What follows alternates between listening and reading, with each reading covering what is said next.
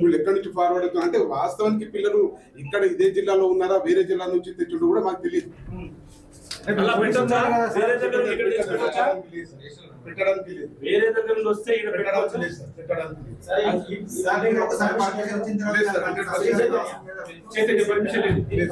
Permission లేదు.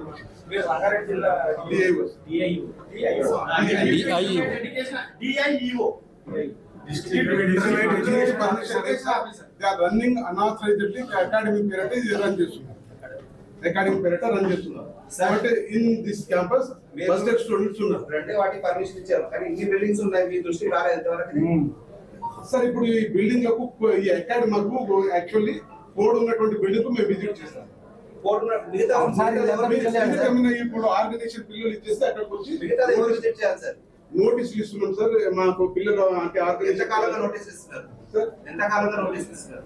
మాకు ఇది వచ్చిన తర్వాత మాకు నోటీస్ వచ్చిన తర్వాత మేము నోటీస్ ఇస్తున్నాం సార్. అది reply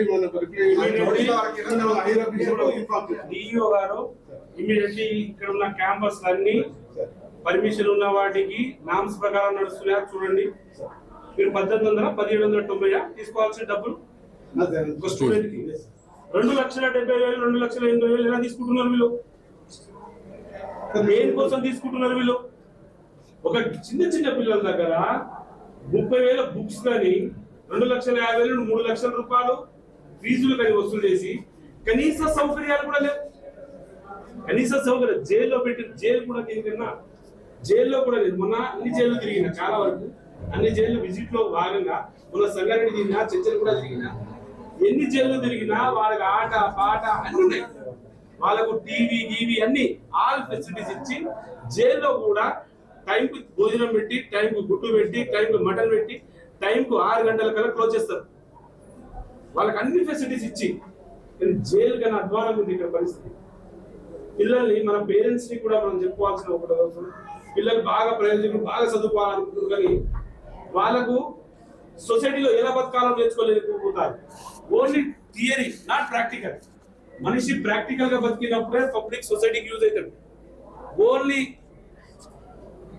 copy paste only copy paste అనేది ఎగ్జామ్ ఇదే చదువు.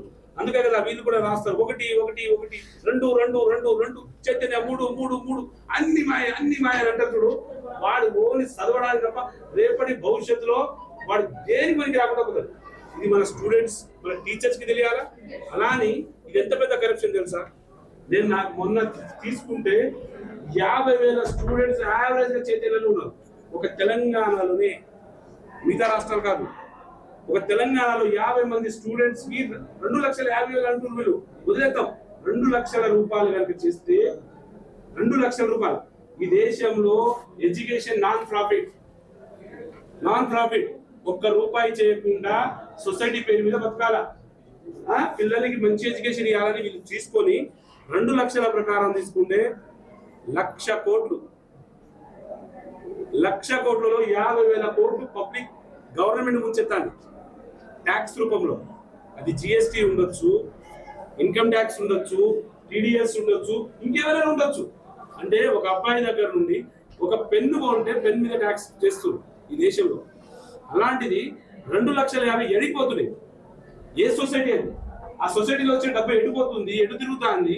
అంటే సొసైటీలో ఎట్టయినా నువ్వు బయట దేశాల్లో వచ్చే డబ్బులు ఆపితే సరిపోదు స్వామి.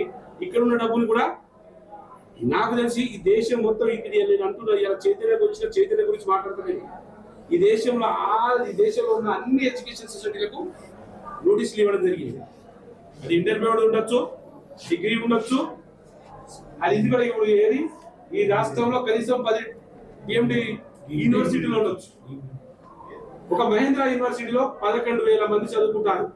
ఒక మనిషికి 7,50,000 తెస్తుంది.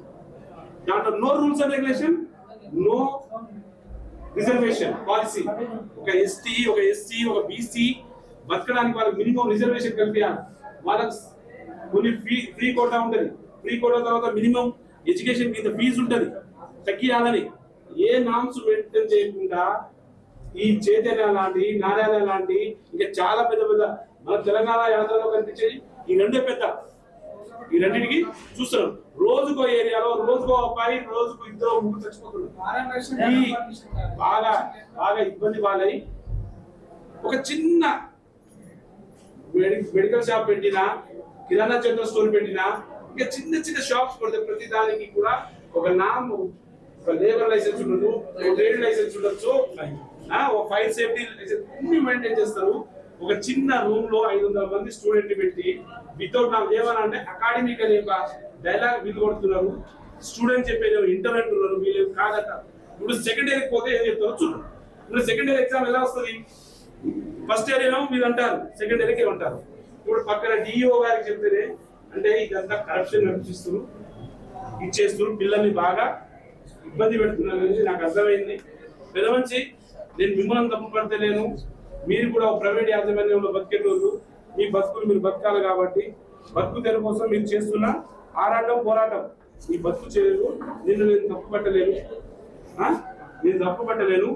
మీరు ఇమీడియట్ చూసిన ప్రతి దాన్ని అది ఇక్కడ ఏరి అన్ని సీజ్ చేసుకుని స్టార్ట్ చేయండి. నేను ఇమీడియట్లీ మీకు అన్ని నోటీసుల ద్వారా ఆల్రెడీ పంపించడం జరిగింది. దేశం మొత్తం ఉదయం 6 గంటల నుంచి 6:30 నుంచి రాత్రి 10 వరకు చూడండి. ఒక అబ్బాయి 6:30 నుండి స్టార్ట్ చేసి 10 వరకు చదువుతారు, 10:30 వరకు. ఇక మనిషి రోబోనా అతను? వాడు మేజర్ కాడు, మైనరు, చిన్న పిల్లలు 12th వరకు వాడు మైనర్ కిందనే కన్సిడర్ అవుతాడు. వానికి చదువు చెప్పాల్సింది పోయి వాళ్ళు చేస్తున్న అరాచకం చూడండి. ఇలా కాలేజీల పేర్లు రావాలి, ఇమ్మీడియట్లీ వీటన్నిటికి ఇమ్మీడియట్ నోటీస్ పెట్టేసి వితౌట్ ఇప్పుడు నీకు ప్రూఫ్ కావాలన్నావు, డిఓ గారు మీకు ఏం కావాలన్నారు, పిల్లలు ఐఐటియా ఇంటర్ అని అడిగారు, పిల్లలకు చెప్పేసి అవునా, పిల్లలకు ఇంటర్ అని చెప్పారు. ఇంటర్ చదువుకుంటున్నాం సార్ అని చెప్పారు. మరి ఇది ఇంటర్ చదువుకున్న దానికి వితౌట్ పర్మిషన్ ఏం చేయాలా? సీజ్ చేయాలంటే ఇమీడియట్లీ మీ వాళ్ళు మాట్లాడి దాన్ని మీకు రికార్డు పాపం మీడియా వాళ్ళు కష్టపడి వీళ్ళందరూ ఉన్నారు, వాళ్ళ సాక్షిగా మాట్లాడుతున్నారు. ఇవన్నీ ఏం చేయాలో కానీ